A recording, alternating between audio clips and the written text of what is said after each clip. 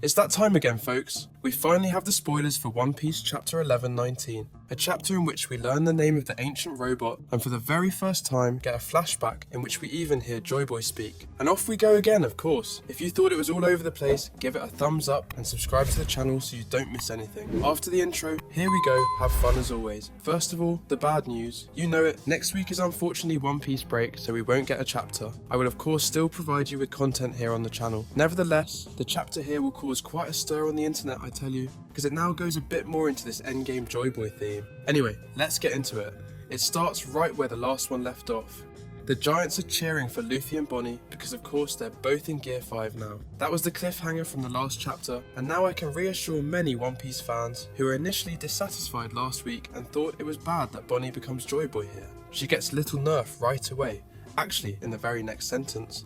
Miles even says he's going to say it's not some inner monologue. He even says that it's just a fake transformation, an imitation of the real thing. He even says it, he confirms it so confidently, so he doesn't even ask himself why there are two of them. He checks it immediately because he can probably even feel Luffy's drums, I would imagine. Mars then also attacks Luffy, the real one, but Luffy transforms into a Gum Gum balloon, a giant Gear 5 inflated Gum Gum balloon version, where he completely tanks and reflects Mars' attack.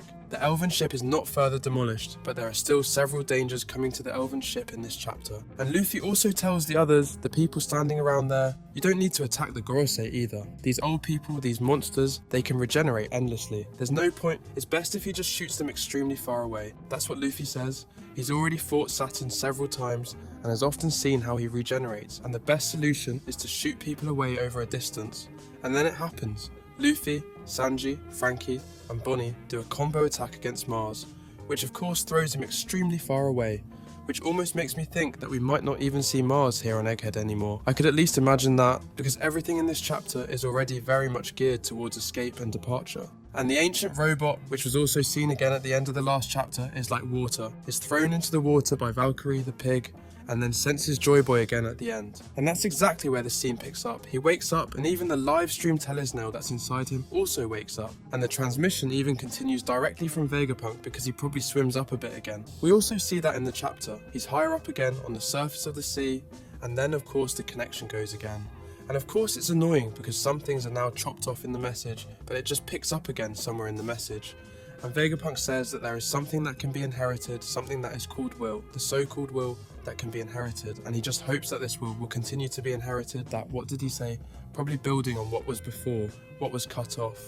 That he was talking about this one person who is probably the reincarnation of JOYBOY and can end the war, stop the ancient weapons and maybe rid the world of the water again. Maybe he said that in the demolition scene, and now he's just saying that he hopes that this will is from this person. So we don't even know that it's from a specific person, but he's talking about a will here, and that he hopes that this will is inherited. And actually it has to be Luffy and JOYBOY, if not it would be really crass. Otherwise I could only imagine Wi-Fi somehow, that she is then the will and also the reincarnation of Lily, and that is the important person.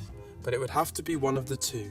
And of course we see reactions from people again, from the Big Mom pirates. Big Mom is not mentioned by name here, that she is somehow standing there and is also back at the start, regenerated, or we don't know where Big Mom is. Is she still in the volcano from Wano? Is she still there, or is she out? Has she already been taken to Whole Cake Island? We're seeing the Big Mom pirates here, and I'm really excited. Maybe we'll see Big Mom, but it doesn't say here, and then it usually doesn't. But we also see Vivi and Morgans again. We've been seeing more of Vivi lately, because she's really going to be a key character in the near future. But then it's on to Egghead, because it's not just Mars that has now become a problem for the elven ship, but now Jupiter is there too. The worm, the blonde Gorosei, the boy who everyone says, oh, he must be the strongest.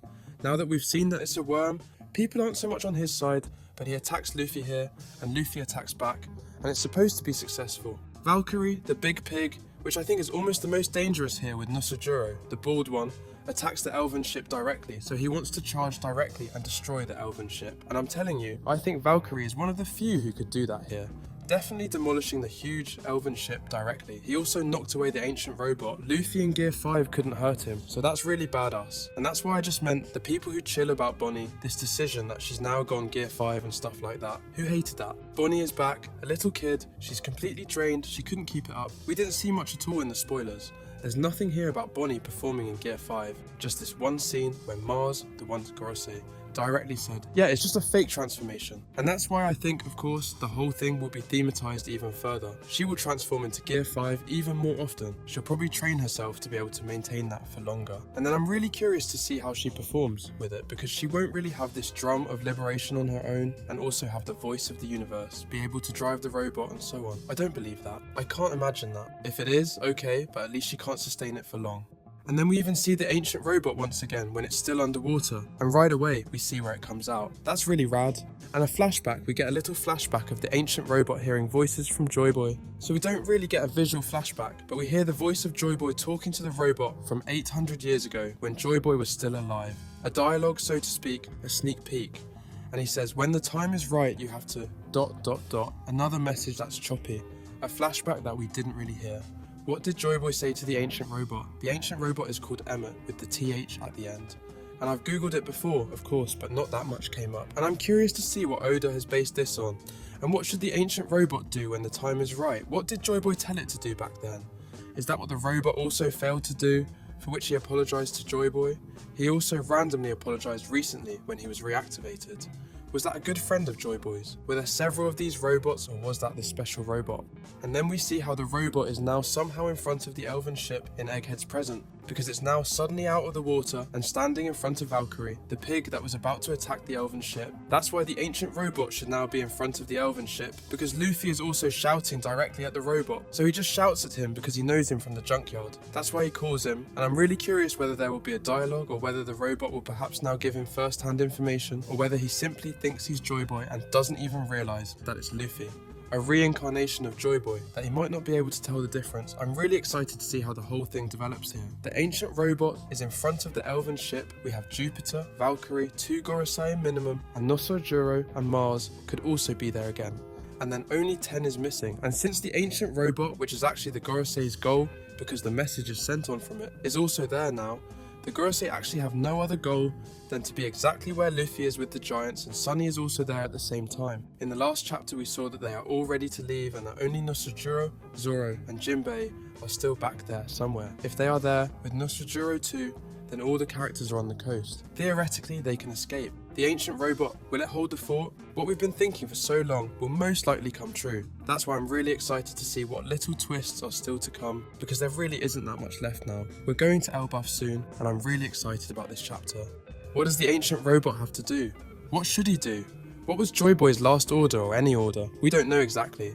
But how awesome is it that this is the very first time we really get a dialogue from JOYBOY in the form of a flashback. We've already had the apology pornoglyph and so on. That was a kind of lore, and here we really have such a tangible flashback. That's really crass from JOYBOY. It's intense. So now it's your turn.